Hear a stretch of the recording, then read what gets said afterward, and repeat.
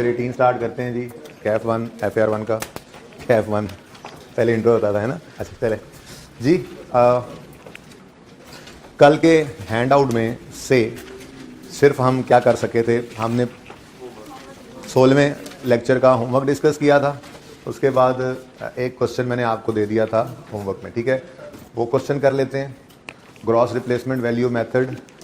चलो ये भी कर लेंगे। और आपके ज़हनों में एक सवाल छोटा सा रहा है कि स्ट्रेट लाइन मेथड में ही सारे सवाल किए, रिड्यूसिंग बैलेंस में रिवैल्यूएशन नहीं हो सकती। तो भाई हो सकती है, लेकिन देखा नहीं आईकैप के स्टडी टेक्स्ट में, क्वेश्चन बैंक में, ठीक है। तो उसको सिलेबस से बाहर कह सकते हैं, लेकिन एक सवाल कर लेंगे। फ़र्क तो है कोई नहीं, एक सवाल कर लेने से ज़रा थोड़ा कंफर्टेबल होता है बंदा कि अच्छा चलो अगर हो गया इस तरह से तो सारी एंट्री सेम, सब कुछ बिल्कुल सेम, सिर्फ एक मेथड ऑफ डेफिनेशन ही तो बदलना है। तो वो बदल जाए तो क्या हो जाएगा, एक बार किया हुआ हो ये काम तो फिर परेशानी नहीं होती, ठीक है। तो ये दो काम कर लेंगे हम, ग्रॉस रिप्लेसमेंट वैल्यू मेथड फिर पढ़ेंगे। उसके बाद इस हैंड आउट के अंदर जो सेल्फ कंस्ट्रक्टेड वाली एग्जाम्पल थी और एंशिएंट वाटर वाली और दूसरी ये रोड इंटरनेशनल वाली, ये फ़िलहाल आज नहीं करेंगे। ये हैंड आउट आप संभाल के रखेंगे। ये अब कल इनमें से एक और परसों इनमें से एक करेंगे। आज इंशाल्लाह हम नया टॉपिक, उसकी बुनियाद हम डाल देंगे, ठीक है। तैयार हैं फिर इंशाल्लाह। चलिए तो सबसे पहले करते हैं जी अपने कल वाले सवाल को जल्दी से सॉल्व, जो आपको मैंने दिया था होमवर्क में। ये ज़रा हैंड आउट चेंज हो गया, मेरे पास चेंज हो गया, लेकिन आप वही यूज़ कर सकते हैं ना। जो नई चीज़ें होंगी वो फिर मैं आज वाला हैंड आउट दे दूँगा, ठीक है। तो होमवर्क में मैंने आपको ये सवाल दिया था जी, फुली डेप्रीशिएटेड एसेट वाला सवाल था। इंट्रो की ही रिवीजन है, लेकिन एक सवाल कर लेने से थोड़ा कंफर्टेबल हो जाता है बंदा, ठीक है। तो रिक्वायरमेंट है रेलेवेंट अकाउंट्स में आने, एसेट अकाउंट और एक्यूमुलेटेड ऑप्शन अकाउंट बना लेते हैं। डिस्पोजल हुआ तो डिस्पोजल का अकाउंट भी बना लेंगे। ले आए जी सर,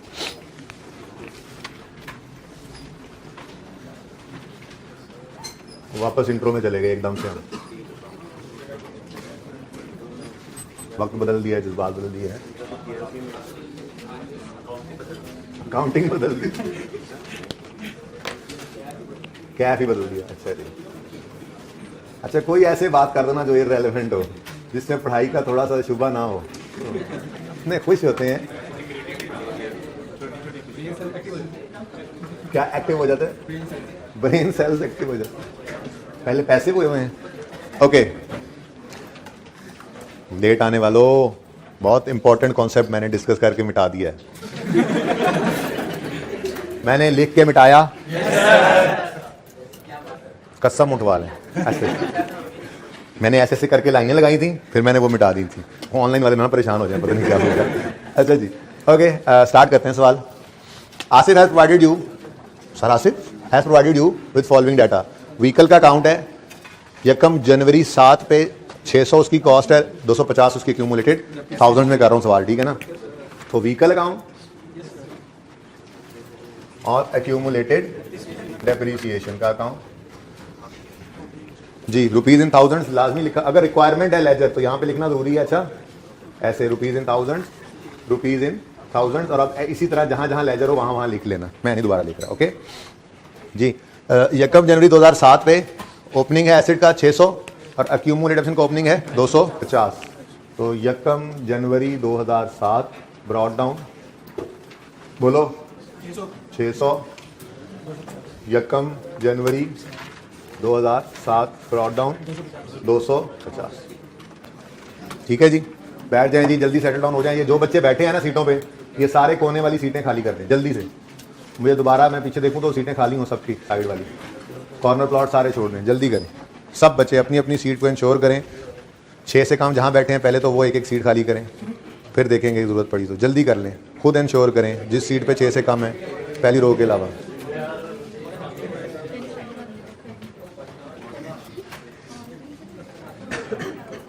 ये चौथी रो में भी ये एप्लीकेबल है, चौथी रो पे भी ये एप्लीकेबल है।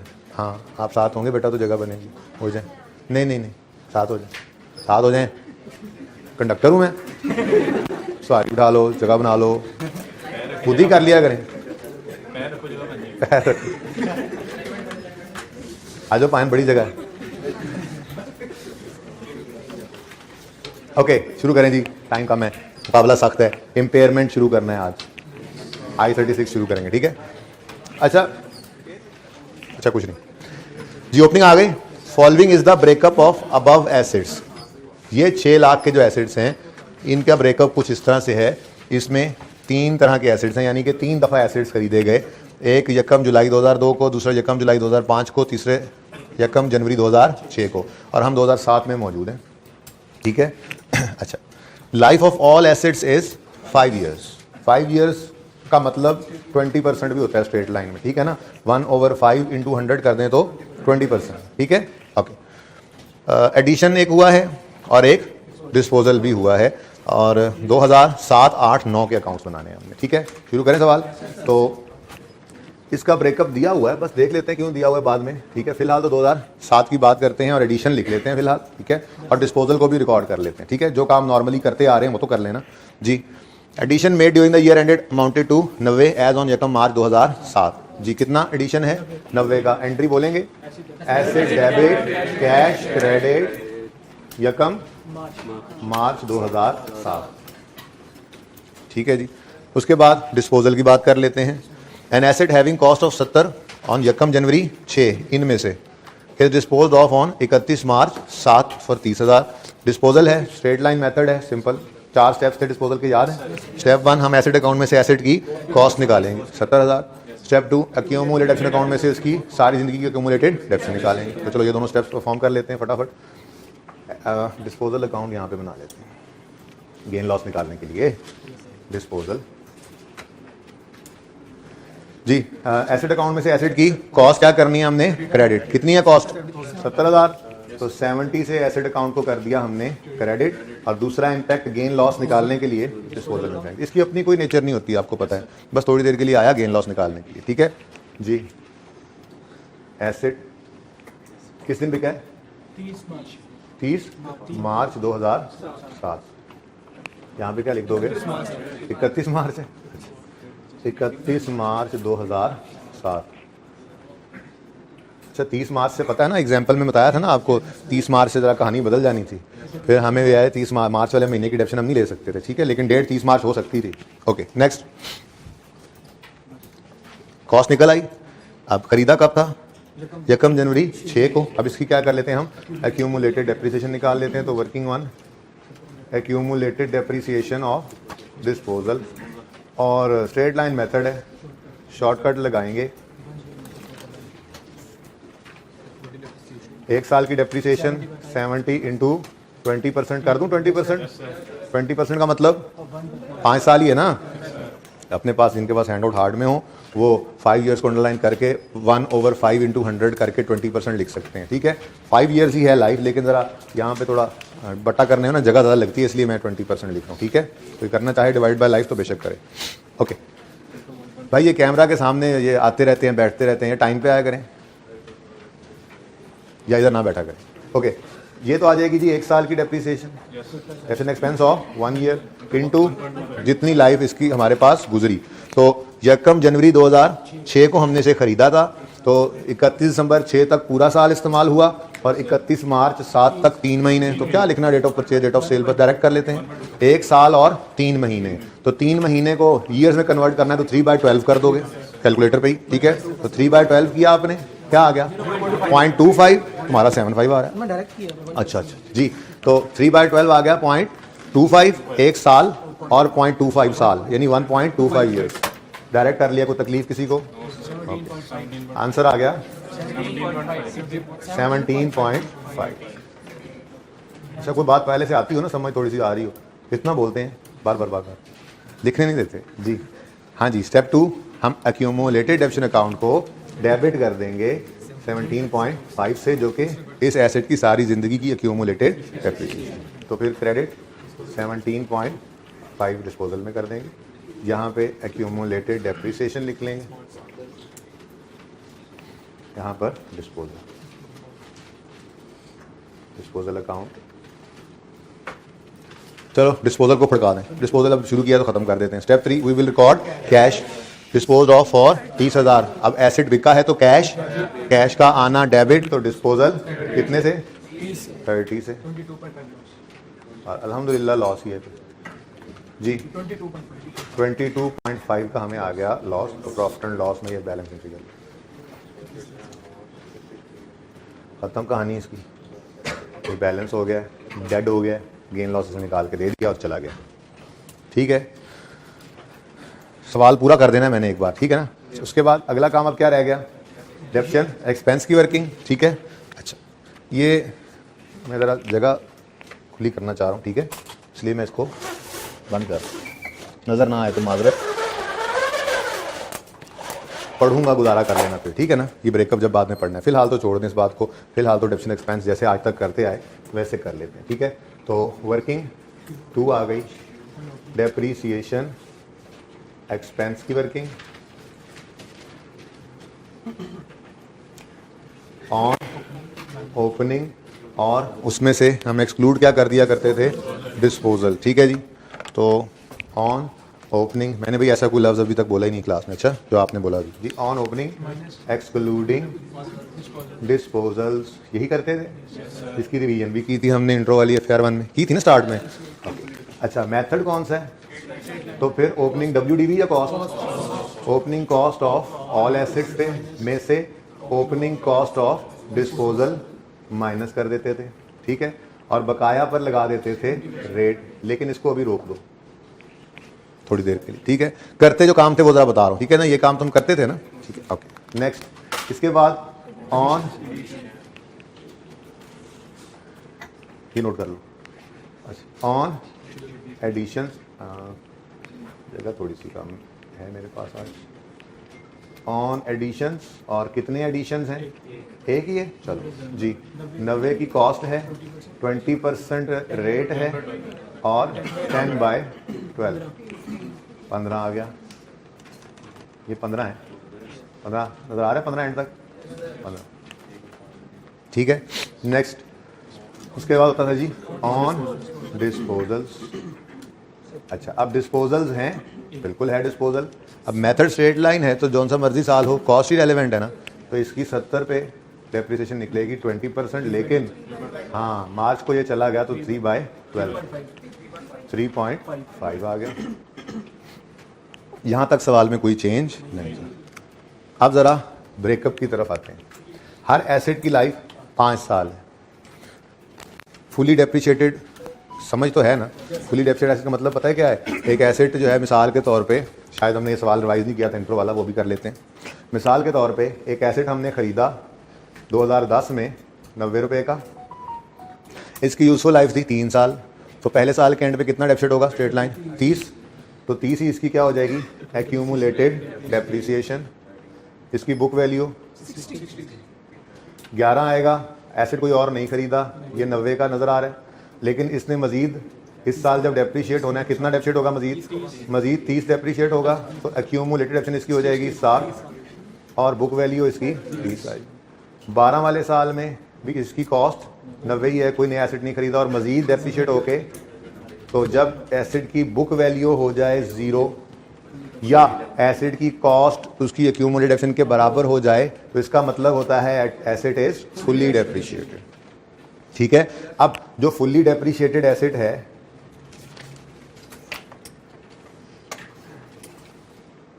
जो फुल्ली डेप्रिशिएटेड एसेट है, वो फुल्ली डेप्रिशिएटेड एसेट अगले साल इस्तेमाल होने से इनकार कर देगा। Is it so? वो क्या कहेगा, मैं तो फुल्ली डेप्रिशिएट हो गया हूँ, 3 साल सोचा था, तीसरे साल के एंड पे रात 12 बजे एक चीख मारेगा और बिखर जाएगा। मोटरसाइकिल आपने सोचा था, लाइट कहीं पड़ी होगी, टायर कहीं पड़े होंगे, हैंडल कहीं पड़ा होगा, ऐसा होगा ना, नहीं ऐसा नहीं होता।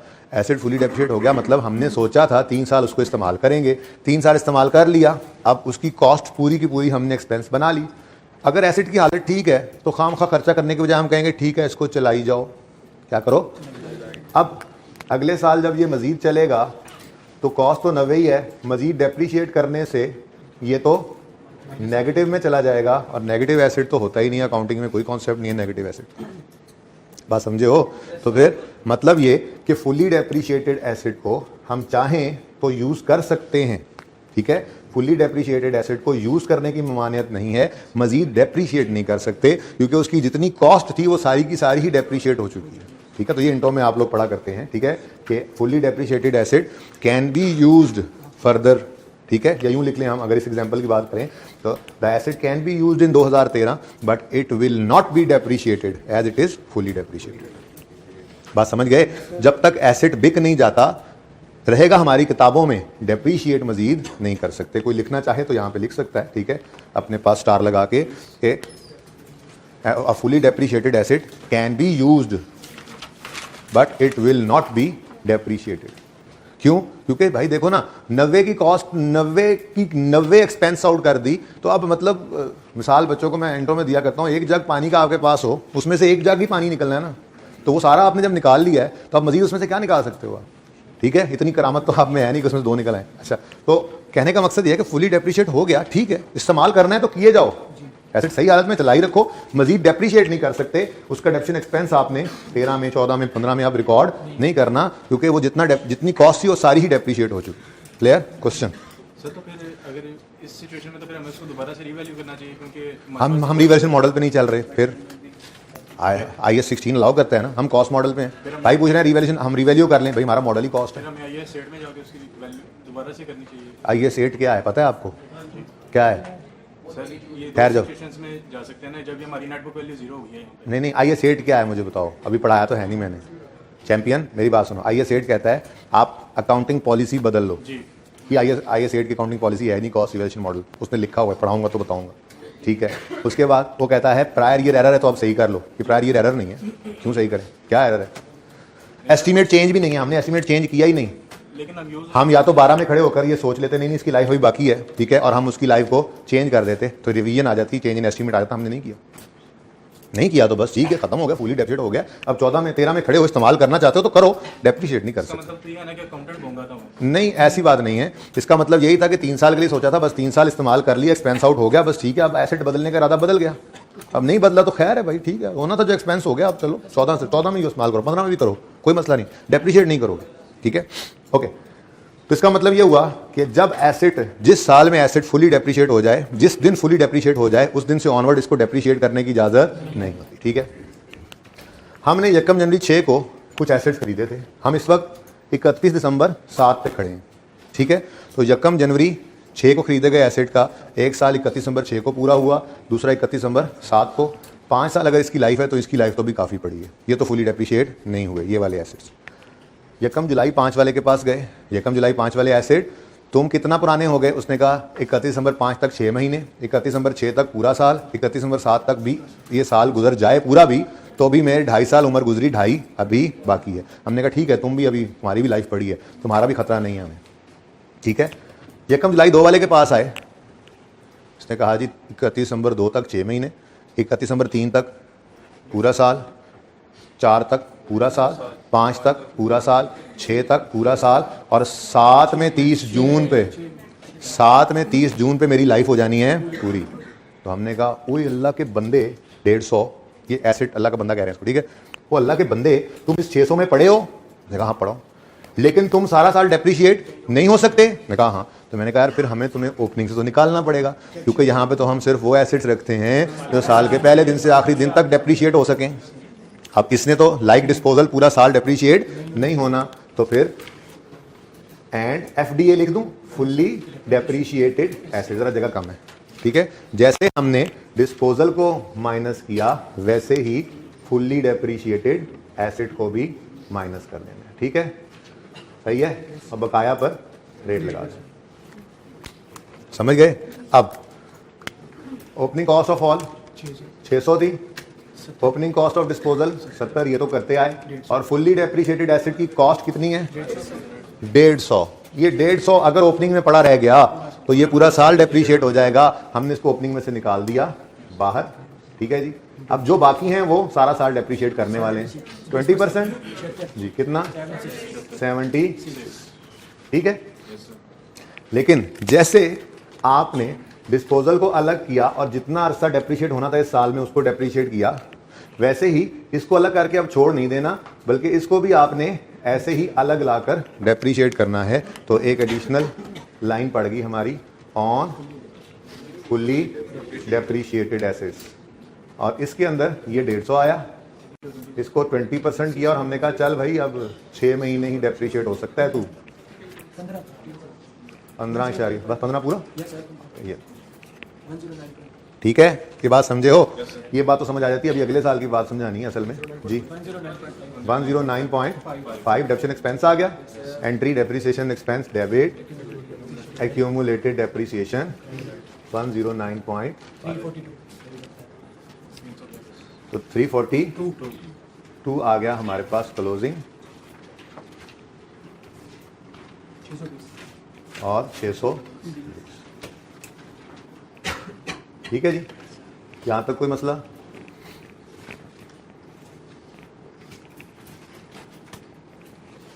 ठीक है भाई, डिस्पोज नहीं किया, फुली डेप्रिशिएटेड, बात ही समझाने जा रहा हूँ अब। ठीक है, जो एसेट फुली डेप्रिशिएट हो जाता है वो खुद से डिस्पोज, बताया नहीं आपको, रात 12 बजे नहीं वो चीख की आवाज़ आनी, ठीक है ना, और एसेट आप इस्तेमाल भी किए जा रहे हैं, मतलब फुली डेप्रिशिएट होने का मतलब ये कतन नहीं है कि वो डिस्पोज हो गया है। डिस्पोजल के तो अपने 4 स्टेप्स हैं। हाँ, वो अलग बात है कि कॉस्ट में से जितनी फिगर निकलेगी फुली डेप्रिशिएटेड की एकोमोडेशन से भी उतनी फिगर निकलेगी। मतलब अगर फुली डेप्रिशिएटेड एसेट पे 1 रुपया भी मिले तो वो भी गेन है। फुली डेप्रिशिएटेड एसेट का मतलब क्या है? जिसकी बुक वैल्यू 0 है। हमारे हिसाब से एक चीज़ की वैल्यू कितनी है? 0। उस पर 1 रुपया भी मिल गया तो वो गेन है। बात समझ गए ना? बहरहाल फिलहाल तो ये बेचा नहीं। ठीक है, देखो ये 70 60 600 में पड़ा था, बोलो ये 70 600 में पड़ा था पहले ओपनिंग पे, हमने इस साल में इसको क्रेडिट कर दिया तो ये क्लोजिंग में 620 नहीं आया। क्लियर? बोलो ये 70 ओपनिंग में पड़ा था, बोलो हमने जब इसको क्रेडिट किया एसेट अकाउंट से तो क्लोजिंग में ये आया नहीं आया। 150 जो फुली डेप्रिशिएट हुआ है एसेट, 150 वाला, एक ही समझ लो, बोलना आसान हो जाता है। ठीक है, 150 वाला एसेट भी 600 में पड़ा था, हमने उसको क्रेडिट किया, इसका मतलब वो भी क्लोजिंग में भी पड़ा है। अच्छा, वो क्लोजिंग में पड़ा है तो वो फिर अगले साल ओपनिंग में भी पड़ा है। वो मनहूस जब तक जाएगा नहीं तब तक किताबों में पड़ा है। निकालने के लिए तो डी रिकग्नाइज करना पड़ता है और उसके लिए तो 4 स्टेप्स, एसेट अकाउंट को क्रेडिट करना पड़ेगा, एकोमोडेशन अकाउंट को डेबिट करना पड़ेगा, तब नहीं जाके ये निकलेगा हमारी किताबों में से। अभी तो घुसा हुआ है किताबों में। इसकी पूरी 150 की कॉस्ट 620 में शामिल है और 620 ही पूरी डेप्रिसिएशन हो गई ना, वो भी इस 150 की कॉस्ट 620 में पड़ी है, 600 में पड़ी है और 120 की डेफिनेशन इस 342 में पड़ी हुई है। क्यों? क्योंकि ना तो हमने एसेट के अकाउंट में से 150 की कॉस्ट को क्रेडिट किया कि वो निकले, ना ही एक्यूमुलेटेड अकाउंट में से उसकी एक्यूमुलेटेड 150 को हमने देख लो कहीं पे डेबिट किया कि वो निकल गई हो। बात समझे हो? इसका मतलब जब तक ये डिस्पोज नहीं होगा ये मनहूस हमारे, हाँ, हमारे बिजनेस के अंदर, वर्किंग के अंदर आता रहेगा। कैसे? और तो कुछ हुआ नहीं। 31 दिसंबर कुछ नहीं ना हुआ, कैरी डाउन यही 620 आ गया। चलो एक जैसे सामने आमने रहे जरा थोड़ा सा इसको, ठीक है, और तो कुछ हुआ नहीं। यहां पर डेप्रिसिएशन एक्सपेंस तो कैलकुलेट होना है ना, एडिशन डिस्पोजल ना भी हो। अब जब डेप्रिसिएशन एक्सपेंस निकालने गए 31 दिसंबर 2008 पे, ठीक है,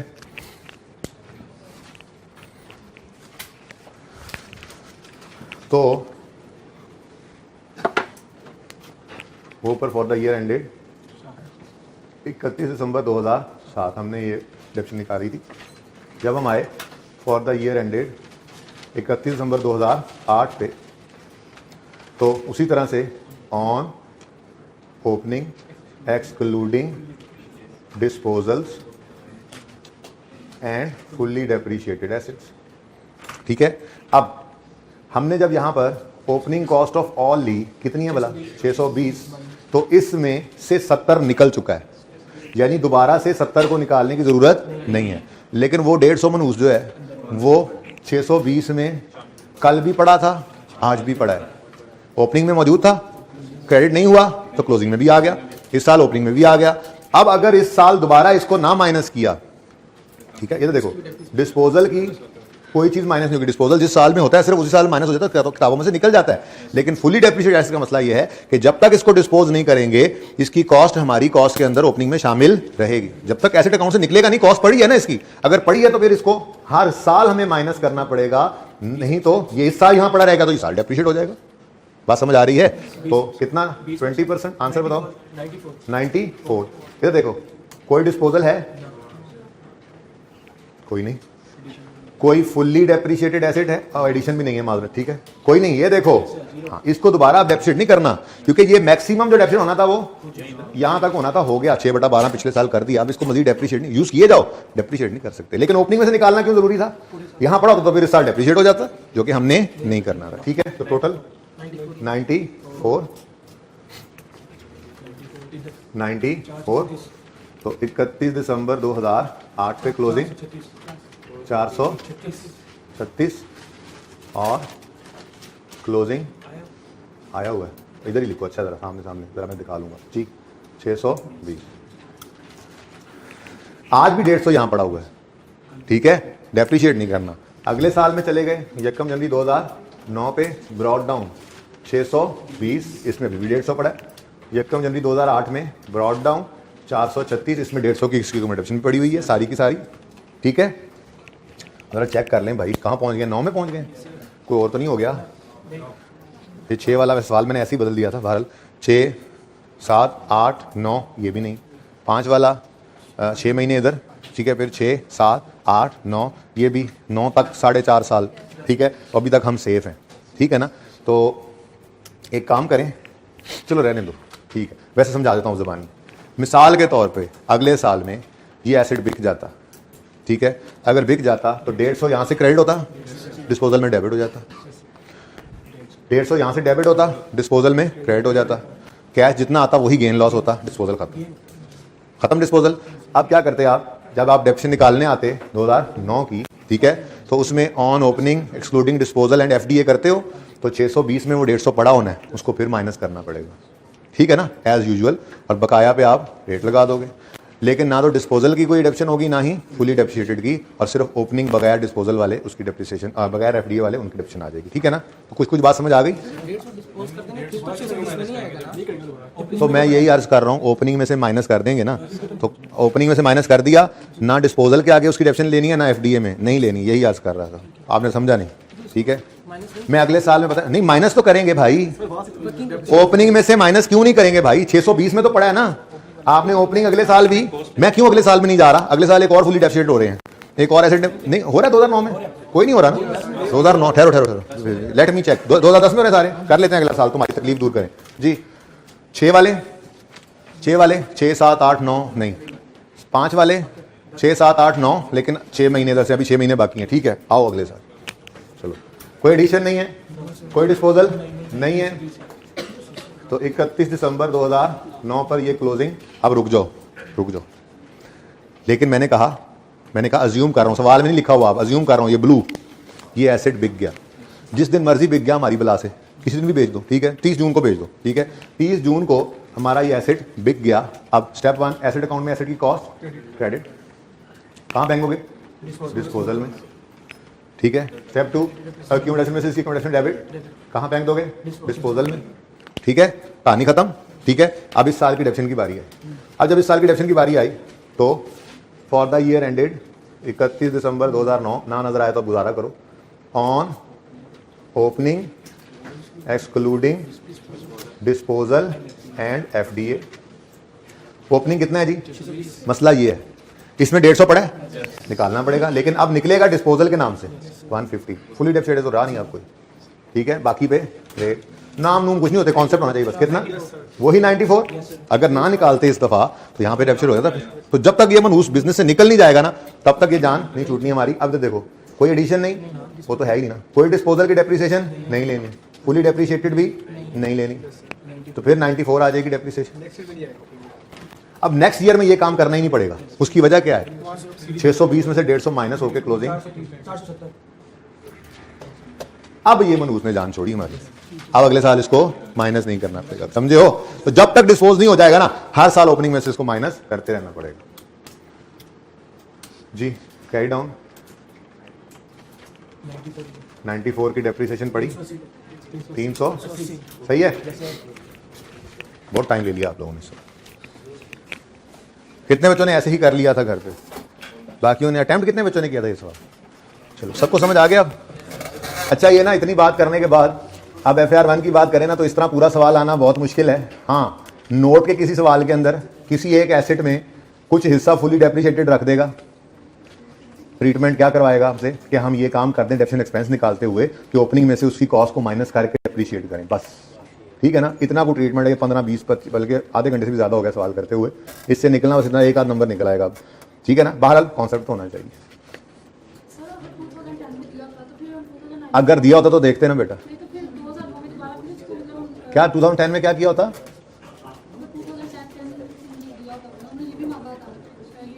तो 2010 में फिर 2005 वाले भी फुली डेप्रिशिएट हो जाते, वो फिर माइनस करते, लेकिन ये तो बिजनेस क्लोजिंग डेट पे रहा ही नहीं हमारे पास। जिस दिन ये एसेट अकाउंट में से क्रेडिट हो गया, भाई सवाल सुना करो, जिस दिन एसेट अकाउंट में से ये फुली डेप्रिशिएट क्रेडिट हो गया, क्लोजिंग में नहीं है, अगले साल ओपनिंग में नहीं है, तो अगले साल माइनस करने की जरूरत नहीं है। कोई नया ना फुली डेप्रिशिएट हो जाए तो 10 में ना हो रहा होता ना 2005 वाला, तो फिर मैं करके दिखा देता। चलो जी, अब आज वाला लेक्चर भी कर ही लें। ओके जी, अब बात यह है कि ये तीसरा और चौथा सवाल जो है, मतलब दूसरा और चौथा, तीसरे की जो बात है वो फिर कर लेंगे इंशाल्लाह, कॉस्ट डिटर्मिनेशन पढ़ा हुआ है आपने, ठीक है। ये जो दूसरा और चौथा सवाल है, इसमें ना बस वर्किंग ही है। किसी ने नोट करना है तो पिक्चर ले ले, मैं नीचे कर लूँ इसको। मैं 10 तक गिनूंगा, 1 2, और ये नहीं वो सोल्यूशन का, 1 2 3, डस्टर उठा लो, 4, बैठो अभी, 5 6 7 8 9 10। क्या मसला तुम्हें? ये 76 मिटाओ, 76।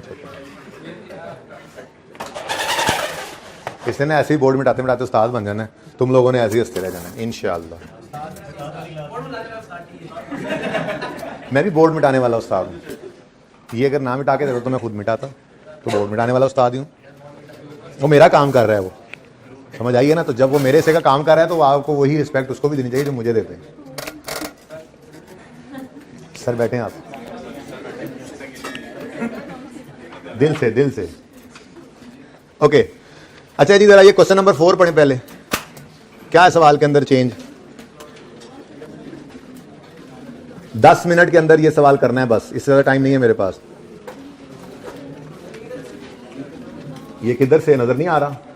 ये ऊपर रिवैल्यूएशन प्लांट वाज परचेज्ड,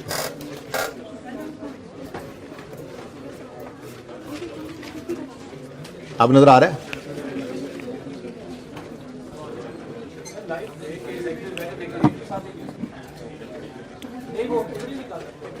अगर रेट दे दे तो फिर क्या गले पड़ जाएंगे उसके? निकाल के देखोगे तो यही निकलेगा फायदा।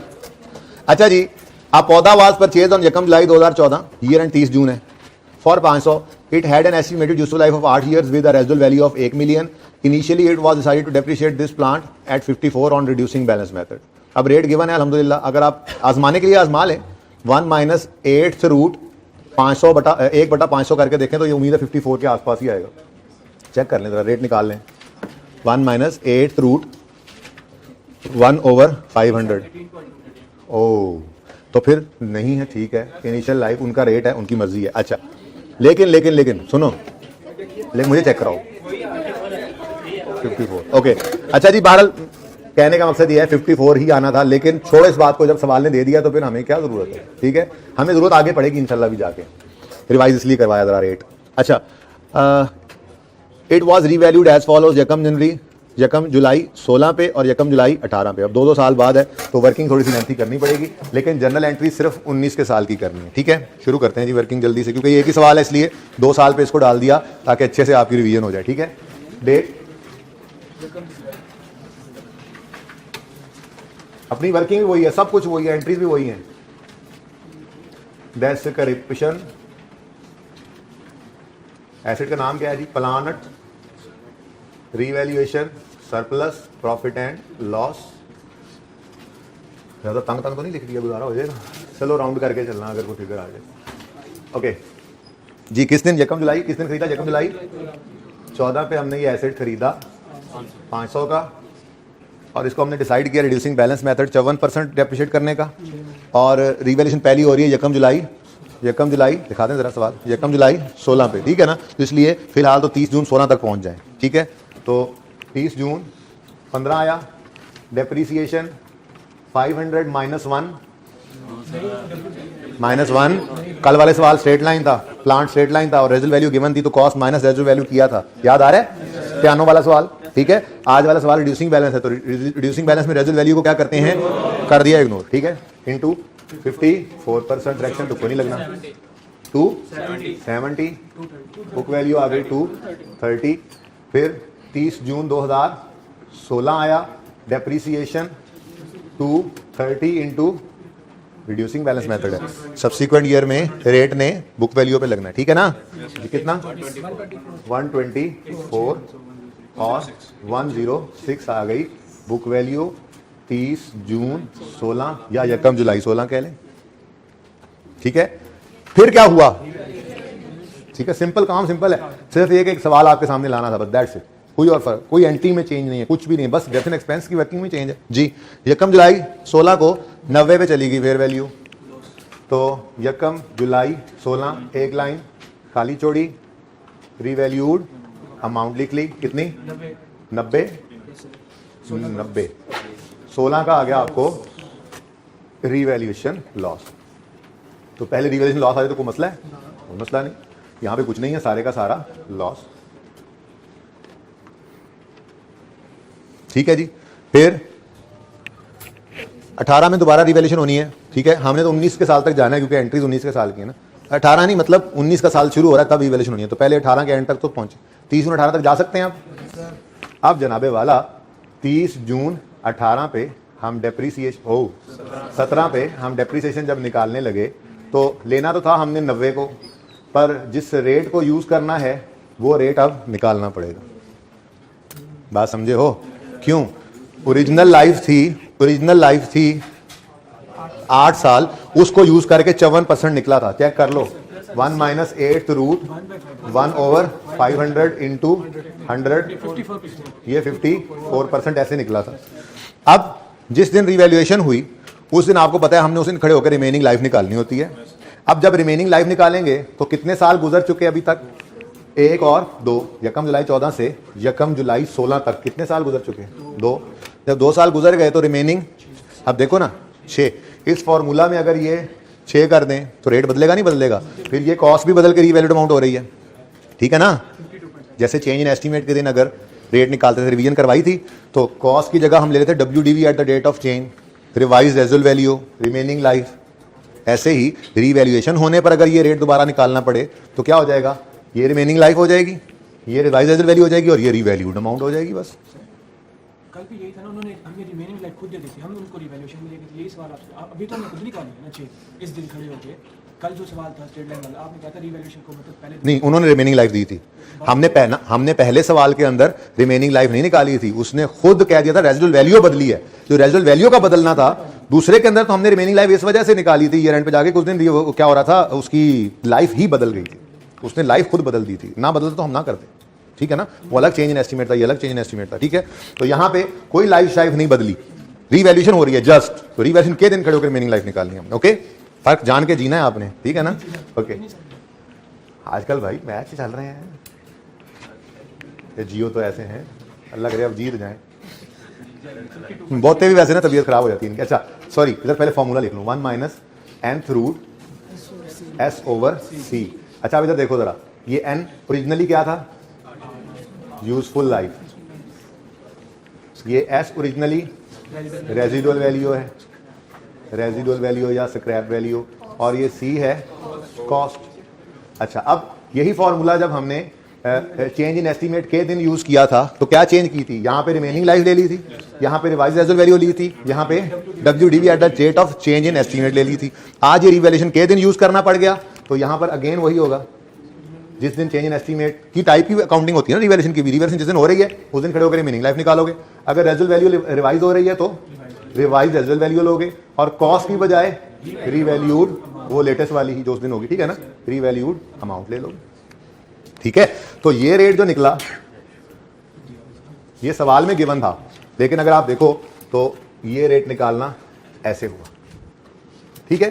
लेकिन अब 30 जून 17 की जो डेप्शन निकालनी है इसके लिए रेट चाहिए, अब रेट चाहिए तो रेट हमें दोबारा निकालना पड़ेगा, रेट अब 1 माइनस n की जगह रिमेनिंग लाइफ लेनी पड़ेगी, और रिमेनिंग लाइफ किस दिन निकालेंगे, यकम जुलाई 16 डेट ऑफ रिवैल्यूएशन पे खड़े होकर, समझ आ रही है, सिर्फ मेथड बदला है, 1 माइनस 6th रूट, और रेजुअल वैल्यू के बारे में कोई खामोशी है, कोई चेंज नहीं है, चेंज होती तो चेंज इन एस्टीमेट बन जाता, नहीं किया, 1/90 क्या हो गई जी, रीवैल्यूड अमाउंट, क्या आ गया परसेंटेज,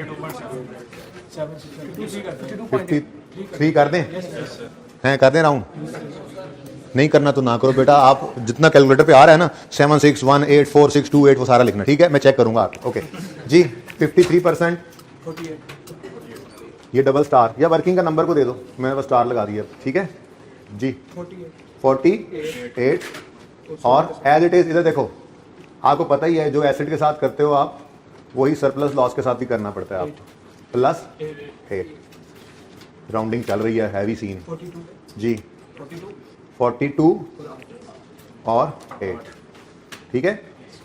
तो भाई परेशान हो रहे हो, रिड्यूसिंग बैलेंस में परेशानी की बात कोई नहीं थी, ज़्यादा आसानी होती वो रेट खुद निकाल के दे देता तो ये काम भी ना करना पड़ता, लेकिन फिर मुश्किल क्या रह जाती, कुछ तो बताना ही है आपको। वहाँ पे भी तो रिमेनिंग लाइफ आप खुद निकालते थे, अब वो रिमेनिंग लाइफ निकाल के जो स्ट्रेट लाइन था उसी से डिवाइड कर देते थे, रेट की तरफ जाते नहीं थे।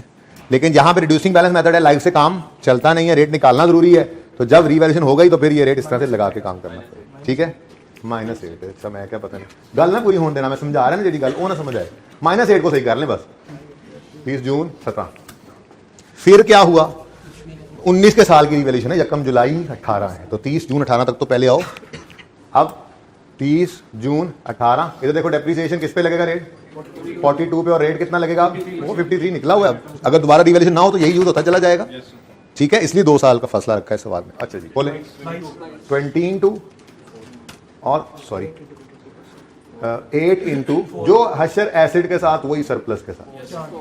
अच्छा अब ये बात ज़बानी भी बता देता तो इतनी मुश्किल नहीं थी, लेकिन मसला यही है कि एक बार सामने बात ना आए तो पता नहीं है, हमें तो कराया ही नहीं, हम तो बर्बाद हो गए, लुट गए, खर्चे में आ गए।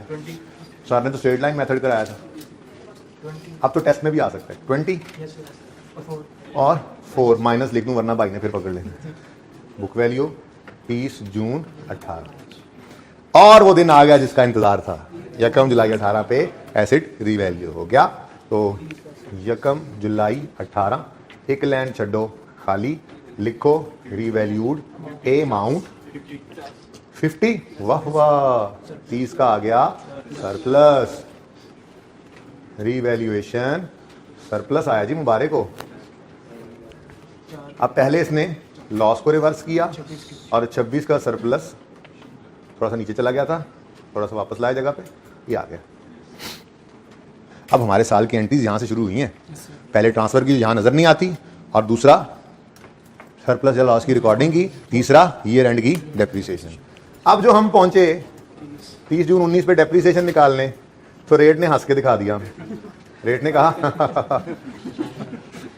जाओ जरा 3 स्टार पे, क्या मतलब, फिर रेट निकालो भाई। देखो ना बात समझ रहे हो, स्ट्रेट लाइन मेथड में सिंपली क्या होता था, इसलिए नहीं उलझाया था इसमें कि काम कोई नहीं है इतना, रीवैल्यूएशन तो सीख लें। स्ट्रेट लाइन में ये काम हर दफा करते थे, हर दफा रीवैल्यूएशन पे रिमेनिंग लाइफ निकालते थे। अब चूंकि स्ट्रेट लाइन था तो वही रिमेनिंग लाइफ डिवाइड हो जाती थी और काम चल रहा था, तो ये भी वही हो रहा है, हर रीवैल्यूएशन पे हम रिमेनिंग लाइफ निकाल रहे हैं, लेकिन जब रिवैल्यूड अमाउंट को डेप्रिशिएट करना है, लेकिन यहां पे रेट जरूरी है, रेट निकालने का फॉर्मूला ये है और ये फॉर्मूला चेंज हो जाता है। तो अब जब हम रेट निकालने गए तो 1 माइनस 1 जुलाई 18 पे रिमेनिंग लाइफ निकालो, 1 जुलाई 14 से 15, 16, 17, 18 4 साल गुजर गए, टोटल असल जिंदगी थी 8 में से 4 गए तो बाकी 4 रह गए जी। ये 1 नहीं है बेचारा, और ये revalued amount latest 50 into 100, 62 wow 62% जी, 31 की डेप्रिसिएशन आ गई और 26 के साथ भी वही अशर कर दो 62%। मुश्किल तो कुछ नहीं है यार, रीवैल्यूएशन जिसको आती हो सिर्फ रेट ही कैलकुलेट करना पड़ा हमें जी। बोलो 16 चलो लिख लो 19, 10 जरूरत तो कोई नहीं थी। अच्छा जी, अब सवाल की रिक्वायरमेंट है सिर्फ 30 जून 19 वाले साल की एंट्रीज करनी है। तो पहली एंट्री हमें नजर नहीं आती, दूसरी एंट्री पड़ी है ये, ठीक है अभी करते हैं पास, तीसरी एंट्री पड़ी है ये, चौथी एंट्री पड़ी है ये, 4 ही एंट्रीज होती थी सरप्लस वाले साल में। करें एंट्रीज, जे इज, ये जे है, J.E.S for the year ended 30 जून 19। पहली एंट्री 1 जुलाई 18 पर ट्रांसफर की होगी। एंट्री बोलो, कोई चेंज नहीं एंट्री में, वही एक्यूमुलेटेड डेप्रिसिएशन डेबिट पौधा क्रेडिट अब एक्यूमुलेशन निकालनी है, ठीक है ना। इधर देखो, आखिरी रिवैल्यूएशन से ऊपर वाली डेप्शन का तो कुछ कहना ही नहीं है, ठीक है, क्योंकि वो तो सारी की सारी यहां पर देखो ना, जो 1 जुलाई 16 को रिवैल्यूएशन हुई थी उस दिन तक की डेप्शन तो एलिमिनेट हो गई होगी ना। फिर अब जो 18 वाली हम रिवैल्यूएशन कर रहे हैं इसके अंदर 48 और 22 की डेप्रिसिएशन एक्यूमुलेट हुई पड़ी होगी। कितना? 48 प्लस 22 70, ठीक है। उसके बाद सरप्लस या लॉस की रिकॉर्डिंग है, आउट वर्किंग में सरप्लस है, asset debit, surplus credit, profit and loss, तो प्लांट डेबिट 30 से, रीवैल्यूएशन सरप्लस बैलेंसिंग निकाला था हमने 26, प्रॉफिट एंड लॉस अकाउंट 4 से। तीसरी एंट्री 30 जून 19 पे, depreciation expense debit, accumulated depreciation credit 31 से। चौथी एंट्री ट्रांसफर की, revaluation surplus debit, retained earnings credit 16 से। सवाल हुआ खत्म। मुश्किल लगा? आसान? और आसान हो जाता अगर मैं ये तीनों रेट्स खुद दे देता, लेकिन फिर आप क्या करते? इसलिए थोड़ा सा ये मैक्सिमम यही हो सकता है, इससे ज़्यादा क्या हो सकता है। साल भी 2 कर लिए, रेट भी मिसिंग कर दिया। तो मेथड ऑफ डेप्शन रिड्यूसिंग बैलेंस से आईकैप ने अभी तक ना टेस्ट किया ना क्वेश्चन बैंक में कोई सवाल है उसका, ठीक है। एहतियातन ये एक सवाल, बस यही एक सवाल है, इसी सवाल को आप आज घर जाकर 2 दफा कर लेना और फिर पर्चे से पहले जब रिवीजन करना, जब रिवीजन करना तो जाहिर है चैप्टर के अंदर आएगा तो 5 मिनट लगा करेंगे इस सवाल को करने में, ये कर लिया करना, ठीक है। बस यही इसकी रिवीजन है, यही इसकी प्रैक्टिस है, दैट्स इट, ठीक है।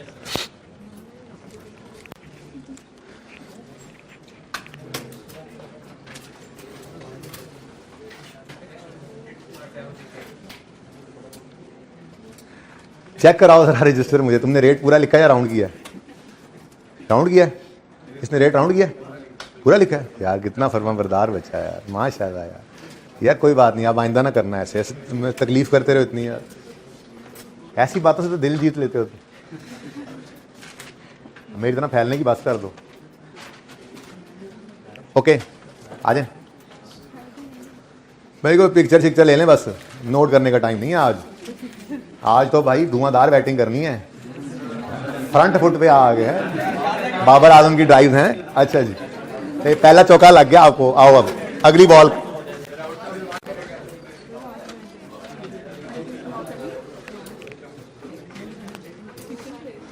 अच्छा जी, ये मेथड भी आईकैप ने, वैसे मैं देख रहा हूँ अभी बुक, शायद कोई सवाल अब आ गया हो, मेरी नज़र से फिलहाल गुजरा नहीं है, लेकिन फिलहाल आज से पहले तक आईकैप ने ना तो कभी टेस्ट किया, ना ही इसके क्वेश्चन बैंक में कोई सवाल मौजूद है, लेकिन अगेन हम इसको कर लेते हैं, ठीक है। एक क्वेश्चन है आपके सामने, एग्जाम्पल है, a hydro electric power plant owned by a company is carried at 30 million, cost 40, accumulation 10।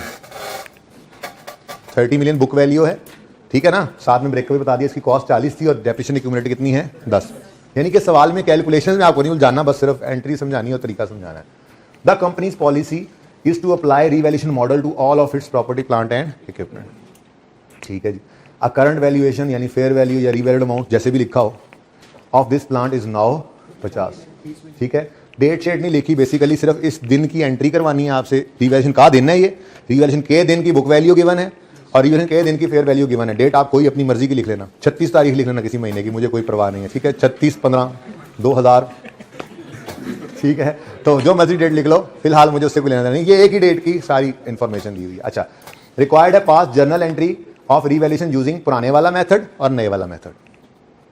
पुराने वाला नेट रिप्लेसमेंट मेथड, जिसको हम कहते थे एलिमिनेट कर देते हैं, हम डेप्शन को क्या करते थे, एलिमिनेट कर देते थे, ठीक है। और ये नया क्या है, ग्रॉस रिप्लेसमेंट मेथड, इसमें एलिमिनेट नहीं करते, प्रोपोर्शनेटली रीस्टेट कर लेते हैं। ये क्या है, मुश्किल सा लफ्ज अभी देख लेते हैं, अगर आपकी इजाजत हो तो मैं वो सब मिटा दूं। किसी ने पिक्चर भी तो ठहर हो सकता है किसी ने थोड़ा सा गुजार, यहाँ पे भी हो जाएगा, बैठ जाओ, चलो मिटा दूं भाई, 1 मिनट रुक जाओ भाई, नहीं ये इतना टाइम नहीं है, ये तो सब पिक्चर लेंगे तो ले। अच्छा, परली साइड से मिटाना शुरू, चलो मिटा रहे हम। ये 7 नोट किए, पिक्चर लिए आपने, दिखा दें इनको, जल्दी करें, नोट हो जाए जल्दी जल्दी। अगली बात शुरू होने से पहले, लो जी, कहा तो 5 मिनट था लेकिन लग ज़्यादा टाइम गया, इस पे 5 मिनट ही लगाने, आप जो मर्जी हो जाए। अच्छा, टाइम ना देखा करना यार, समझाना भी तो होता है, अब ना समझ आए तो 5 की बजाय सारी क्लास लग जाए, फिर कोई मसला नहीं है। ओके, पहले हम करते हैं ओल्ड काम जो आज तक करते आ रहे थे, ठीक है, उससे एंट्री पास कर लेंगे, फिर रिवैल्यूएशन वाली, और फिर न्यू वाला काम कर लेंगे, वर्किंग भी, और उससे एंट्री भी पास।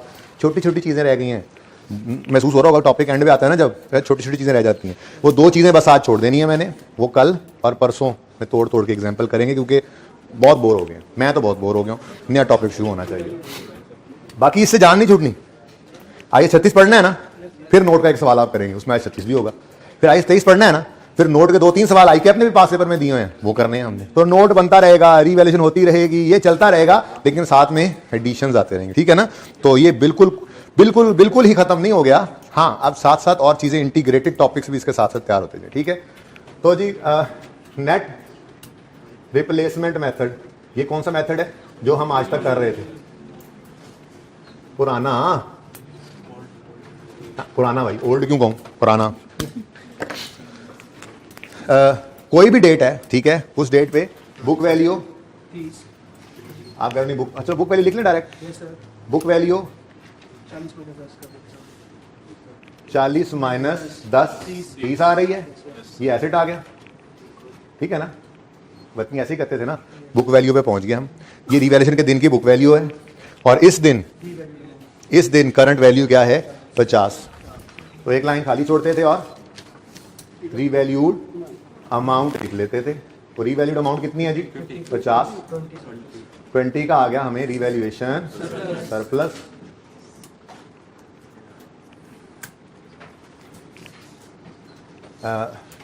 डेट ना होने से परेशान हो रहे तो कोई डेट लिख लो बेटा, नहीं हो रहे परेशान, ये तो बहुत ही अच्छी बात है। ओके, इधर चलते हैं जी। अब ये रिवैल्यूएशन के दिन कितनी एंट्रीज करते होते थे हम? 2 एंट्रीज करते थे, पहली ट्रांसफर की, दूसरी सरप्लस लॉस की। ट्रांसफर मतलब एलिमिनेट, आज समझ आया? एलिमिनेट का मतलब एक्यूमुलेशन को डेबिट करके क्या कर देते थे? निल, 0, ठीक है। तो ट्रांसफर की एंट्री दरअसल हम एलिमिनेट कर देते थे जितना डेप्रिसिएशन का, ये असल स्टैंडर्ड जिंदगी में कभी खोलोगे ना बड़े होकर, ठीक है, तो उसमें ये इसी तरह से लिखे होंगे, एलिमिनेट एक्यूमुलेशन, और फिर आगे लिखा होगा रीस्टेट प्रोपोर्शनेटली। तो पता होना चाहिए एलिमिनेट वाला कौन सा था, नेट रिप्लेसमेंट मेथड जो हमने पढ़ा, और रीस्टेट प्रोपोर्शनेटली वाला वो ग्रॉस रिप्लेसमेंट मेथड कहलाता, ठीक है। ओके, तो रिवैल्यूएशन के दिन पहली एंट्री हम करते थे एक्यूमुलेटेड डेप्रिसिएशन डेबिट, एसेट का कोई नाम था? हाँ था ना,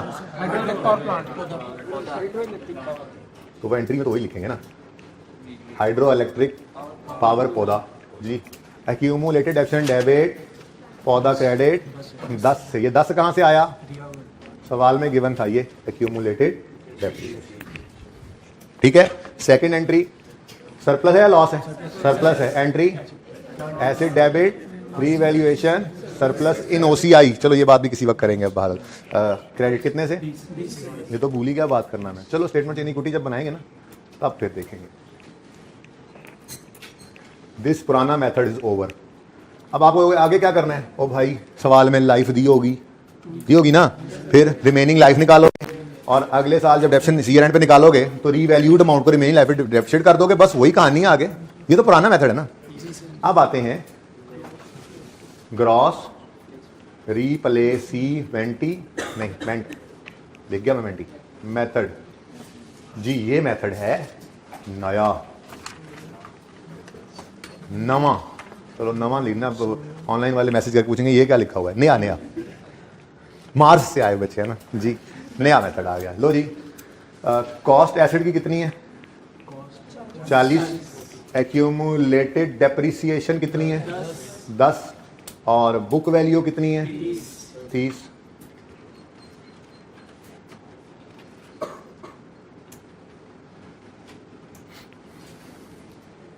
ठीक है जी। अब रिवैल्यूएशन से पहले, बिफोर रिवैल्यूएशन, ये सिचुएशन थी, ठीक है, सही है ना। अब आ गया वो दिन जिसका इंतजार था, एसेट होना है रीवैल्यू, और हमने क्या कंपैरिजन किया था, यहीं से देख लो, बुक वैल्यू और कॉस्ट का, यानी यूं कह लें हम अपनी बुक वैल्यू को, sorry book value revalued amount का कंपैरिजन किया था, यानी यूं कह लें हमने इस बुक वैल्यू को उठा के रीवैल्यूड अमाउंट पे हम ले गए थे, 30 को उठा के 50 पे ले गए थे, ये काम किया था ना। इस मेथड के अंदर आपने इस 10 को एलिमिनेट नहीं करना, सही है, यानी इसको कायम रखना है। अब अगर कायम रखना है तो क्या करें? भाई हम ऐसी प्रोपोर्शनल से इन दोनों चीज़ों को बढ़ाएंगे कि उनका आंसर 50 हो जाए। तरीका क्या होगा? स्टेप 1 देखो ज़रा, स्टेप 1 हम इस 30 को एज इट इज़, एंट्रीज भी करनी है, थोड़ा सा इसको ऐसी तरह से माटू सा जी, कहाँ पे ले जाएंगे? 50। ये स्टेप 1, ठीक है। सबसे पहला स्टेप क्या किया हमने? रीवैल्यूड अमाउंट लिख दी, कितनी जी? 50। नजर ना आए ब्लू में तो उनके लिए ब्लैक। अब क्या ऐसा काम करें कि हम इस 10 को खत्म भी ना करें और इन दोनों का आंसर 50 आए? तो भाई इस 40 को भी बढ़ाओ प्रोपोर्शनेटली और 10 को भी बढ़ाओ प्रोपोर्शनेटली, ऐसे कि इनका नेट 50 आ जाए। वो कैसे होगा? देखो हम कहेंगे जी ये जो 40 है ना, 40 ठीक है, ये 30 है, इसको ले जाना है 50, ऐसे लिख दो। तो परसेंटेज याद है? गिवन अमाउंट ओवर, हाँ, और 40 जो है ये 30 की, ये 30 तक ले गया था, हमें इसको चाहिए 50 पे ये ले जाए हमें। तो बताओ क्या आंसर आता है? यहाँ पे क्या आंसर आया? 67 हो गया, 67 हो गया, ठीक है, बात समझे हो? ऐसे ही अब इस 10 को कर लो रीस्टेट प्रोपोर्शनेटली। ये 10 जो है ये 30 इसकी वजह से आया, ठीक है। हम चाहते हैं कि ये ऐसे हो जाए कि ये 50 के लिए ऐसा आंसर दे। तो क्या आंसर आ गया? 17। तो देखो अक्यूमुलेटेड डेप्रिसिएशन को हमने एलिमिनेट नहीं कर दिया बल्कि रीस्टेट कर दिया। रीस्टेट 10 से रीस्टेट करके 17 कर दिया, रीस्टेट किया प्रोपोर्शनेटली, सो दैट, ये पढ़ो, this method involves restating proportionately the cost account and accumulation account so that net carrying amount equals to net replacement value या फेयर वैल्यू, ठीक है। समझ गए बात? अब फिर एंट्री भी तो है, तो भाई देखो इधर ये है आफ्टर शॉक्स, आफ्टर रिवैल्यूएशन, ये सिचुएशन हो गई है। देखो कुछ एलिमिनेट हमने नहीं किया। अब ध्यान से देखना जरा, एसिड 40 से 67 पे गया, बोलो एसिड बढ़ा के कम हुआ, बढ़ने पे, तो एसिड डेबिट कितने से? हाँ 17 से, नहीं वही जो आप कह रहे हैं, समझ गया, ठीक है। 40 से 67 पे आ गया, एसिड बढ़ा, बोलो एसिड डेबिट 27 से, एक्यूमुलेटिव भी बढ़ा दिया हमने, 10 से कहां ले गए? 17 पे, तो ये बढ़ा है तो इसकी नेचर क्रेडिट है, तो बढ़ने पे क्रेडिट, एक्यूमुलेटेड डेप्रिसिएशन क्रेडिट कितने से? 7 से, बैलेंसिंग फिगर 20 की, रीवैल्यूएशन सरप्लस। ओ वाह, सरप्लस तो आज भी वही है, सिर्फ मेथड बदला है उसके कैलकुलेट करने का, ठीक है। उससे ऑनवर्ड्स सब काम वैसे ही है, बस ये 2 एंट्रीज मिलकर बन गई एक, आगे सब वही है। अब आगे क्या करोगे? आगे क्या करोगे? ये 50 आपकी रिवैल्यूड अमाउंट है, रिमेनिंग लाइफ निकालोगे, डेप्रिसिएशन निकालते जाया करोगे, डेप्रिसिएशन भी आएगी और सरप्लस भी आएगा। जाहिर है ये वर्किंग अलग से कर लोगे ना, ठीक है, और फिर उसको आगे चलाई जाओगे। सरप्लस को भी आहिस्ता आहिस्ता निकालोगे, अगेन एंट्री 2 ही होंगी क्योंकि सरप्लस नजर आ रहा होगा, तो सरप्लस को भी ट्रांसफर करोगे, एसेट को भी डेप्रिसिएट करोगे, तो बाकी सब काम बिल्कुल वैसे ही करना है, ठीक है। समझ के बाद फर्क सिर्फ क्या पड़ा? वर्किंग ऐसे नहीं है, हमने कायम रखना है दोनों को, एसिड अपनी जगह पे, तो ऐसे रीस्टेट किया कि ये दोनों ऐसे बढ़े कि नेट में जो आंसर आया वो फेयर वैल्यू के बराबर आ गया। एंट्री में क्या किया हमने? एसिड बढ़ा 27 से, एक्यूमुलेशन बढ़ी 7 से, बैलेंसिंग फिगर 20 क्रेडिट साइड पे आ रही है, तो ये सरप्लस ही तो है। ये सरप्लस बेसिकली ये 30 से 50 पे हम ले गए हैं एसिड को नेट में। जी वो फिर आप जैसे मर्जी शो कर लें, ठीक है, मतलब चलाना वैसे ही है। सरप्लस आ गया, अब ठीक है, ये 50 तो यहाँ पे साथ में सरप्लस 20, अब इस 50 को डेफिसिट करते जाओगे, इस सरप्लस को भी ऐसे ही जैसे कम करते, आगे सब कुछ वैसे ही, एंट्रीज भी सब सेम है, सिर्फ चेंज क्या आया वो आपको बता दी। तो हम अगर रिड्यूसिंग बैलेंस मेथड पे ले गए थे तो सवाल में कुछ भी चेंज नहीं आया था, वर्किंग में सिर्फ कैलकुलेशन चेंज हुई थी। और अगर रीवैल्यूएशन का मेथड बदल दें तो भी सिर्फ रीवैल्यूएशन के दिन वाली 2 एंट्रीज एक हो जाती है। अगेन टेस्ट नहीं हुआ, बहुत ही मुश्किल है टेस्ट हो जाए, लेकिन बताना जरूरी समझा मैंने। अच्छा इधर देखें जी,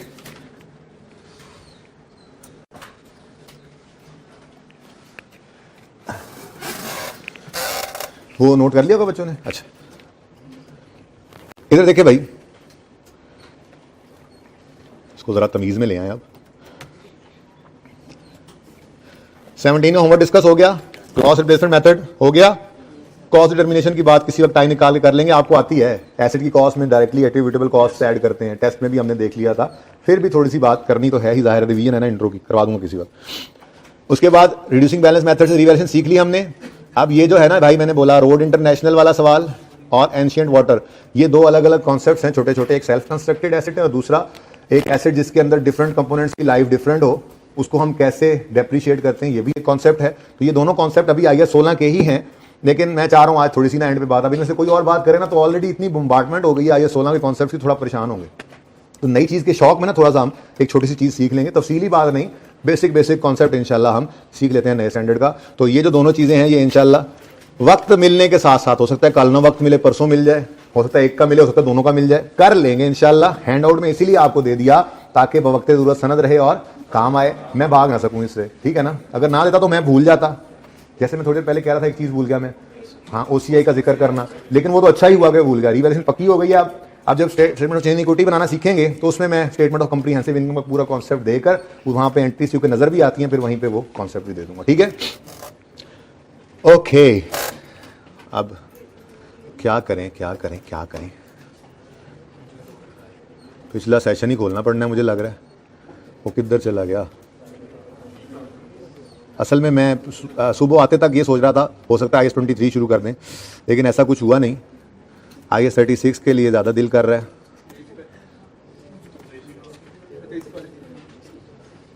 लास्ट टाइम भी मैंने यही करवाया था, कॉन्सेप्ट ऑफ इम्पेयरमेंट। चलें जी, एग्जांपल यूज़ करनी हुई तो मैं कर लूँगा, आप छोड़ें इस बात को। आप ज़रा ये सारा सी बातें पहले सुन लें।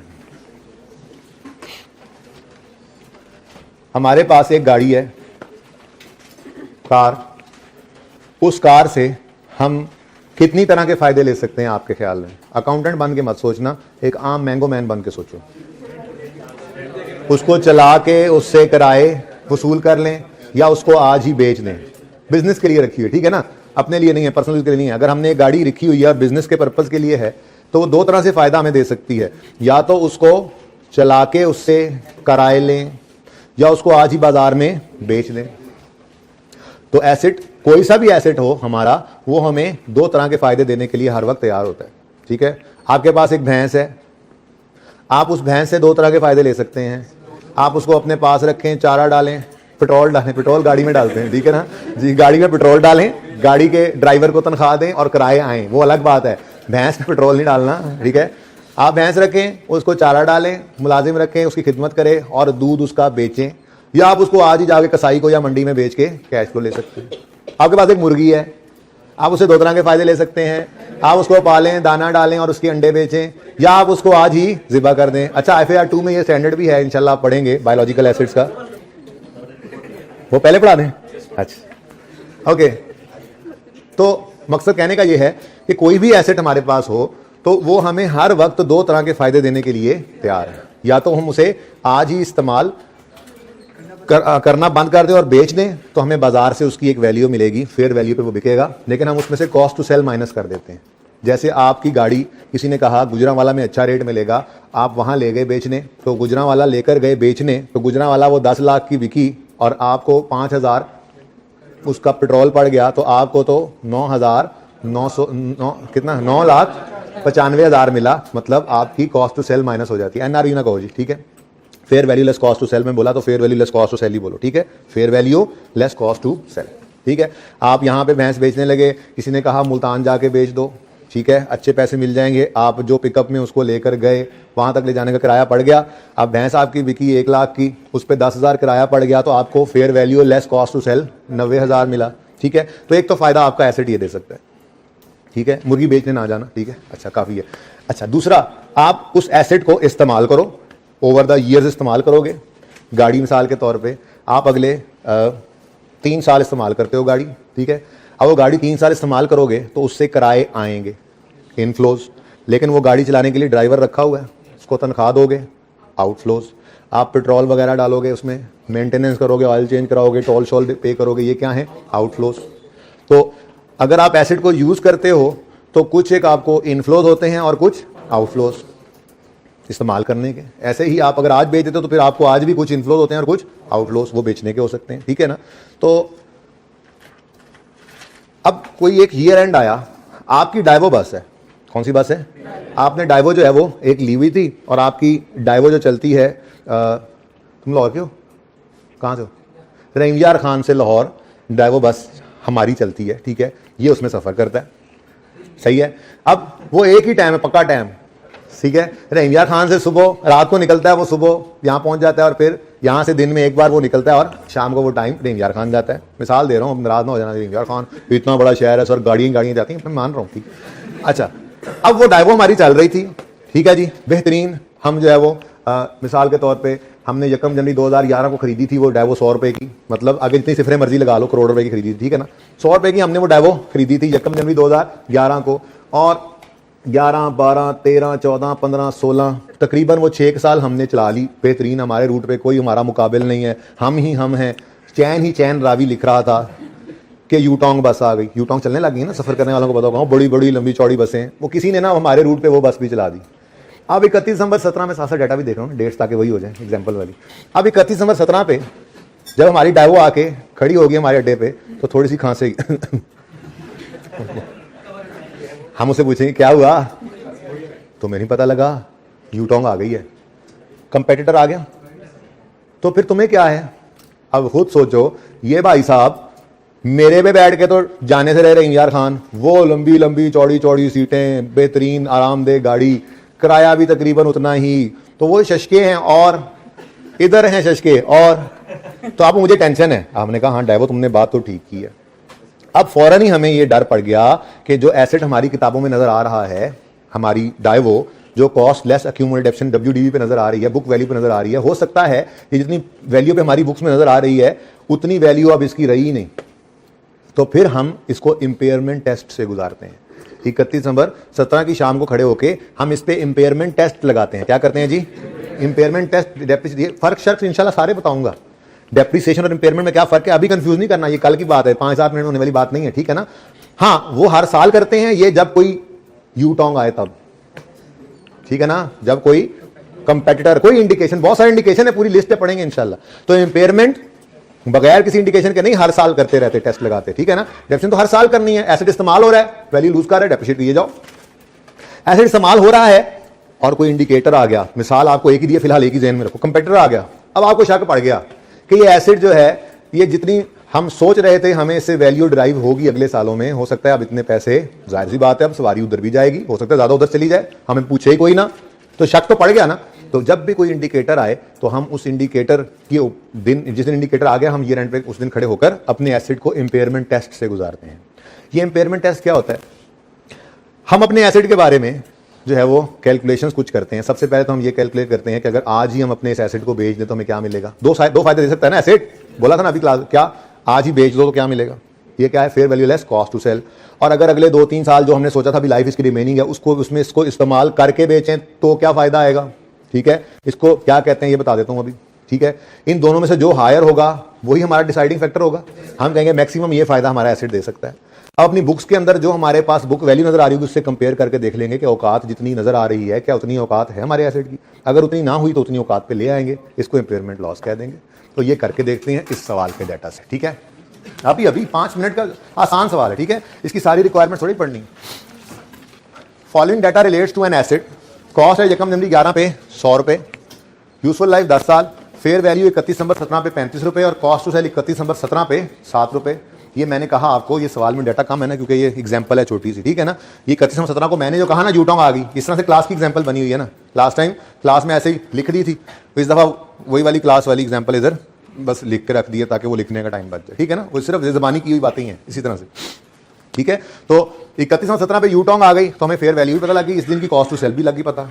Expected cash flows in next 3 years are as follows. एक तो ये है 31 दिसंबर 17 पे हम इसको बेच दें तो हमें क्या मिलेगा, 35 - 7 28 रुपए आज ही मिल जाएंगे इस बस से, ठीक है, आज ही मिल जाएंगे। लेकिन अगर हम फैसला करें नहीं हम तो इसको इस्तेमाल करेंगे तो फिर किराए आएंगे, लेकिन तनख्वाहें जाएंगी, पेट्रोल जाएगा, मेंटेनेंस जाएगी और खर्चे होंगे भी, सही। तो इनफ्लोज भी होंगे और आउटफ्लोज भी होंगे। तो आज खड़े होकर अगर हम सोचें कि अगले 3 साल जो इसकी रिमेनिंग लाइफ है, 7 गुजर चुके हैं, 11, 12, 13, 14, 15, 16, 17, 11 में खरीदी थी ना, 7 गुजर चुके हैं, यूजफुल लाइफ 10 थी, तो फिर रिमेनिंग कितने हैं, 3। या तो आज बेच दें या अगले 3 साल इस्तेमाल करें। अगर अगले 3 साल अगर आज बेचते हैं तो क्या मिलते हैं नेट में 28 रुपए, और अगर 3 साल इस्तेमाल करते हैं तो क्या आता है, एनुअल इनफ्लोज 8 रुपए, किराए की मद में 8 रुपए हर साल आएंगे, हर साल 8-8, और खर्चे होंगे 2 रुपए हर साल। एक और चीज भी तो है, तीसरे साल के एंड पे भी बिक तो जाएगी, ठीक है, आज वाले पैसे तो नहीं मिलेंगे, ठीक है, कम मिलेंगे, लेकिन मिल तो जाएंगे ना, कबाड़िए को भी बेच दो तो cell proceed at the end of year 3 11 आएंगी, ये एस्टिमेट्स हैं, ओके। और डिस्पोजल कॉस्ट भी उस दिन आएगी 3, तो यानी 8 रुपए उस दिन भी रिसीव होंगे, ठीक है। सवाल हमारा खत्म हो गया। इधर आओ, उधर ये मिटाया नहीं तुमने, मिटा दिया था पहले, बस यही साइड बस चाहिए थी, बस काफी है, काफी है, काफी है, ओके। अच्छा जी, इधर देखें, हम ना इम्पेयरमेंट टेस्ट लगा रहे हैं, सवाल पूरे पूरे होंगे, सवालों में पूरी पूरी अंग्रेजियां कहानियां बेहतरीन लिखी होंगी, परेशान ना हो, इस तरह का सवाल नहीं होगा। ये तो कहानी मैंने खुद सुना दी यूटॉन्ग वाली। 1 जनवरी 11 को हमने डाइवो खरीदी थी, 7 साल हमने इमरान खान चला ली थी, 31 दिसंबर 17 पे यूटॉन्ग आ गई है, तो उस दिन आखिर हुए हम, ठीक है। अब 31 दिसंबर 17 ही हमारी इम्पेयरमेंट टेस्ट की डेट है, ठीक है। तो इस दिन खड़े होकर हमने 3 चीजें कैलकुलेट करनी होती हैं। एक बुक वैल्यू 31 दिसंबर 17 की, ठीक है। उसके बाद क्या बताया आपको, 2 तरह के फायदे एसेट दे सकता है, एक fair value less cost to sell, ऐसे लिख दूं, ठीक है। ये भी किस दिन चाहिए होगी हमें, ये भी 31 दिसंबर 17 पे। और तीसरी चीज होती है वैल्यू इन यूज। अगर इन यूज रखें तो फिर उस कैश फ्लोज की क्या वैल्यू होती है, ये कोई मुश्किल काम नहीं है। हम क्या करते हैं, हम फ्यूचर के जितने भी कैश फ्लोज होते हैं, अभी करके दिखाऊंगा, फ्यूचर के जितने कैश फ्लोज होते हैं, ये बात आपको पता है, ये पहली बार बात क्विकली होती है, थोड़ी सी होती है, इसलिए आपकी तरफ बात फेंक के घर भेजता हूं। आज सोचते तो रहेंगे इम्पेयरमेंट भी कोई चीज है, डाइवो गुजरेगी तो सोच आएगी, थोड़ी सी बात सोचेंगे, ये टॉपिक तो अभी शुरू भी नहीं हुआ, तो करेंगे तफसील से, स्टैंडर्ड है, 4-5 दिन इस पे लगेंगे करने में हमें, ठीक है तो छोटा सा टॉपिक, लेकिन अभी बहुत काम रहता है इसमें, तो फिलहाल तो सोचना शुरू कर देंगे, इसलिए थोड़ी सी बात वो रोक के ये कर रहा हूं, ठीक है। उससे बड़ा फायदा होता है, अगले दिन आते हैं ना आपके ज़हन में काफी क्वेश्चंस उभरे हुए होते हैं, तो फिर उससे फायदा मुझे हो जाता है। अच्छा, फ्यूचर कैश फ्लोज जो होंगे उनको हम देखो, फ्यूचर के कैश फ्लोज नहीं ले लेने, present value of future cash flows लेने। क्या मतलब, 31 दिसंबर 17 पे खड़े हो, आज की बुक वैल्यू है, आज की fair value cost to sell है, और कैश फ्लोज हैं अगले 3 साल के, तो लाइक विद लाइक का कंपैरिजन तो नहीं होगा ना, तो हमें वैल्यू इन यूज जो कि present value of future cash flows होती है, वो भी किस दिन चाहिए होगी, 31 दिसंबर 17, ठीक है। अब डाटा हमारे पास मौजूद है, हमने एसेट खरीदा था 100 रुपए का 1 जनवरी 11 पे, और 31 दिसंबर 17 तक 7 साल चल गया, तो बुक वैल्यू तो कोई मसला ही नहीं है, 100 में से माइनस करो 7 साल की डेप्रीसिएशन इंटू 7 कर दें, 70 माइनस होना तो क्या बच गया, 30। हमारी किताबों में इस एसेट की औकात कितनी है, 30 रुपए। आज होमवर्क नीचे लिखा हुआ नजर आ रहा होगा, नहीं है कोई होमवर्क नहीं, रिक्वायरमेंट भी नहीं पढ़नी, मैंने हैंडआउट के अंदर देखूंगा आज ये बात लिखूंगा भी या नहीं लिखूंगा, लेकिन आपकी तरफ बस जरा थोड़ी सी डिस्कशन मैंने करनी थी एंड पे, ठीक है, ओके। अब उसके बाद fair value less cost to sell, ये भी गिवन है सवाल में, फेयर वैल्यू है 35, देखो 31 दिसंबर 17 की है, कॉस्ट टू सेल 7, ये भी 31 दिसंबर 17 की है, ठीक है। तो 35 में से 7 माइनस किया 28, ठीक है। वैल्यू इन यूज कैसे निकलेगी, इसके लिए हम एक वर्किंग कर लिया करेंगे, बहुत सिंपल सी वर्किंग है। हम इस दिन किस दिन खड़े हैं जी, 31 दिसंबर 17 पे खड़े हैं। आज बुक वैल्यू कितनी है, आज फेयर वैल्यू कॉस्ट सेल कितनी है, 28। अगर इस्तेमाल का फैसला करें तो कितने साल इस्तेमाल करना है, रिमेनिंग लाइफ 3 साल है। और सवाल में क्या कह रहा है, एनुअल इनफ्लोज 8 है, एनुअल आउटफ्लोज 2 हैं।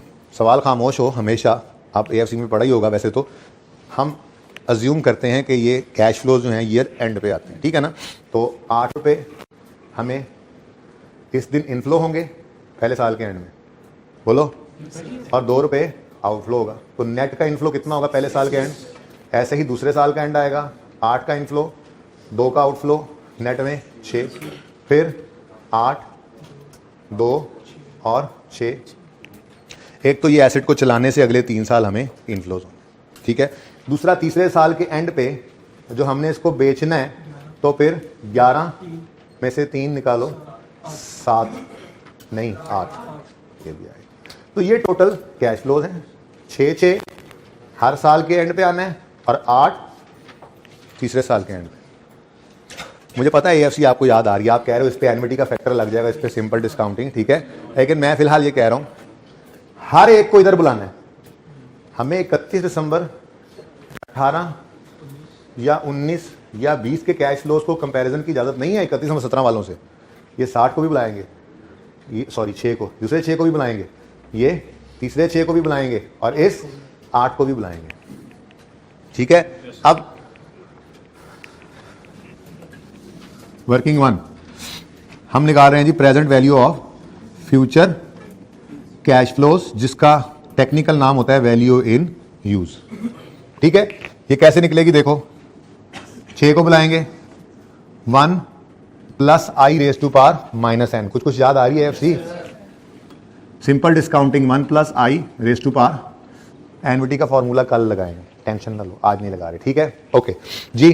तो 6 को हम कितने साल वापस बुलाएंगे? 1 साल। डिस्काउंट रेट सवाल में गिवन था, मैंने पढ़ने नहीं दिया था।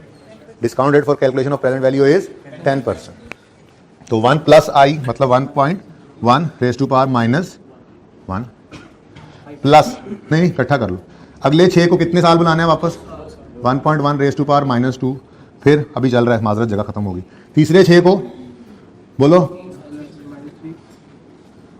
6 into 1.1 raise to power minus, 3 साल पीछे बुलाया इसको। और वो आखिरी 8 को, ये भी 3 साल पीछे वापस आएगा। तो कैलकुलेटर पे कैलकुलेट करके बताओ वैल्यू इन यूज 21।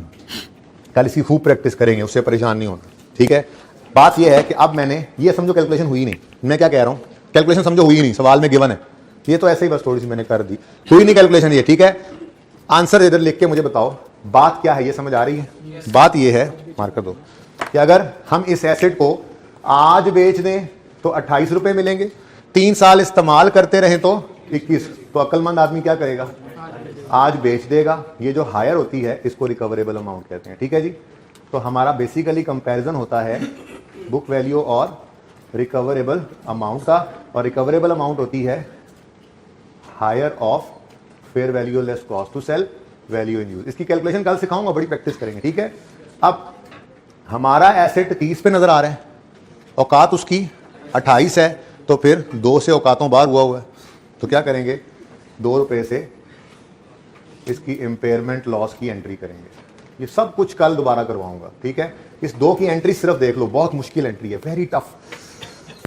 डेप्रिसिएशन की एंट्री क्या थी याद है? Debit debit, accumulation credit. Impairment की एंट्री है impairment loss expense debit, accumulated impairment loss credit. चलो कितने से?